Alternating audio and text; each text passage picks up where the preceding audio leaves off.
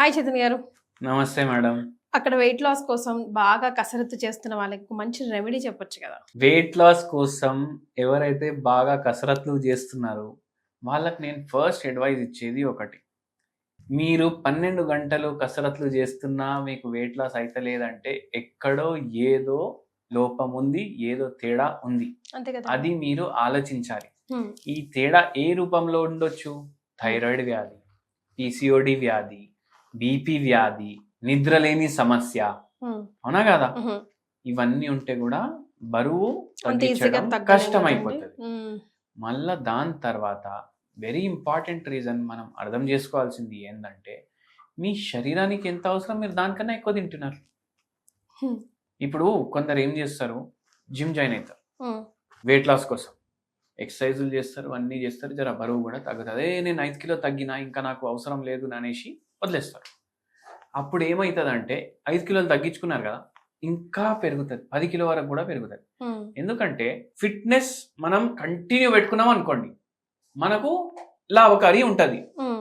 కానీ మనం ఏం చేస్తాం, ఎప్పుడైతే జిమ్ జాయిన్ అవుతాం అప్పుడు మన డైట్ కూడా పెరుగుతుంది, కానీ వెయిట్ లాస్ అవుతుంది. ఎందుకంటే మనం వర్కౌట్ చేస్తున్నాం కదా, అవుట్పుట్ కూడా ఉంది. హ్మ్. ఇప్పుడు అవుట్పుట్ తగ్గిపోయింది మొత్తం, డైట్ ఏమో కొత్త డైట్ నడుస్తుంది, హ్మ్.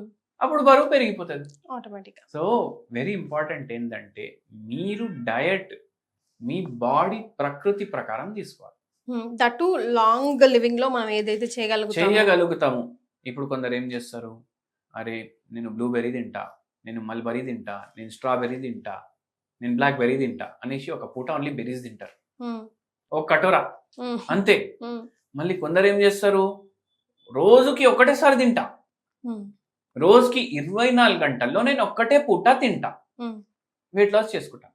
సరే అట్లా కూడా అయితే కొందరు కీటో డైట్ చేస్తారు, కార్బ్స్ తీసేస్తారు, హ్మ్. కానీ ఆ డైట్ ఎన్ని రోజులు చేస్తారు? అదే కదా! అది మనం లైఫ్ టైం ఫాలో చేయలేము. హ్మ్. అది మనం స్టార్ట్ చేసి పాటిస్తే ఏం లాభం? మళ్ళా మనం వచ్చేది బ్యాలెన్స్ డైట్‌కి. కానీ మన బ్యాలెన్స్ డైట్ కూడా ఇంబ్యాలెన్స్డ్ ఉంటది, హ్మ్. అందుకే మనం బరువు పెరుగుతుంది. హ్మ్. అయితే మనం ఏం అర్థం చేసుకోవాలంటే ఏది మ్యాక్రో న్యూట్రియంట్ హ్మ్.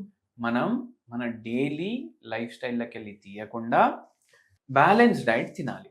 హ్మ్. ఇప్పుడు బ్యాలెన్స్ డైట్ అంటే ఏంది?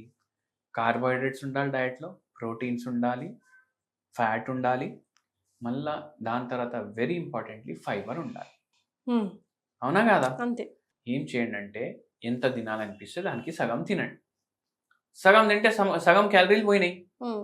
దాంతో పాటు ఏం రోగాలు లేవు మీకు. హ్మ్. వర్కౌట్ చేయండి. హ్మ్. అవునా కాదా? హ్మ్. రోగాలు ఉన్నాయి, వర్కౌట్ చేయకండి, కానీ ఫైబర్ కంటెంట్ పెంచండి. ఓకే.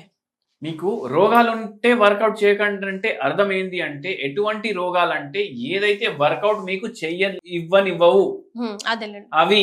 ఇప్పుడు షుగర్ వ్యాధి ఉంది, డాక్టర్ అన్నాడు వర్కౌట్ చేయకండి అంటే నడవదు పని. హ్మ్. అవునా కదా? ఆ! బీపీ ఉంది, వర్కౌట్ చేయాలి, మోకాలు నొప్పులు ఉన్నాయి, నడవనీకి వస్తలేదు, ఇటువంటి వ్యాధుల్లో మీరు వర్కౌట్ ని ఇగ్నోర్ చేసినా సరే. హ్మ్. అయితే ఒకసారి ఏమైంది, ఒక పేషెంట్ వచ్చింది, ఫుల్ మోకాలు నొప్పులు ఉన్నాయి, హ్మ్. నిల్చోడానికి వస్తలేదు. నిల్చుంటే నాకు మోకాల్లో ఎవరో హ్యామర్ తీసుకొని కొడుతున్నారు అన్నట్టు ఫీలింగ్ వస్తుందా. హ్మ్. 2 నిమిషాలు కూడా నేను నిల్చోలేను. అదేలెండి. ఇదంతా ఎప్పటి నుంచి అంటే 4 ఏండ్ల నుంచి. ఓహ్! అంతకుముందు నేను బస్సులలో కూడా తిరిగినా, మెట్రోలలో కూడా తిరిగినా అనేసి అన్నారు. హ్మ్. అయితే ఈ పేషెంట్‌కి ఇంకో ప్రాబ్లమ్ కూడా ఉండే, హ్మ్. నిద్రలేని సమస్య కూడా ఉండే. ఓకే. పేషెంట్ బరువు ఏమో 94 కేజీస్‌కి వెళ్ళిపోయింది. హుహు. అమ్మా! ఏ డాక్టర్ దగ్గర పోయినా బరువు తగ్గించండి, బరువు తగ్గించండి అదే వింటున్నారు. అయితే రిటైర్ అయిన తర్వాత బరువు పెరిగిపోయింది. హ్మ్. మళ్ళా దాంతో పాటు నిద్రలేని సమస్య. ఎందుకు? ఎందుకంటే హస్బెండ్‌కి, వైఫ్‌కి పడతలేదు. అయ్యో! ఇన్ని ఏండ్ల తర్వాత. హ్మ్. ఇన్ని ఏండ్లు పడ్డది. ఎందుకు? ఇద్దరు డ్యూటీలకెళ్ళిపోతుండే. హ్మ్. ఇప్పుడు మొత్తం రోజు ఇంట్లో కలిసి ఉంటున్నారు. ఇప్పుడు ప్రాబ్లమ్ మొదలైంది. హ్మ్. కొత్త పెళ్లి అయిపోయి ప్రాబ్లమ్‌లు అయినట్టు అయితుంది ఇప్పుడు. హ్మ్.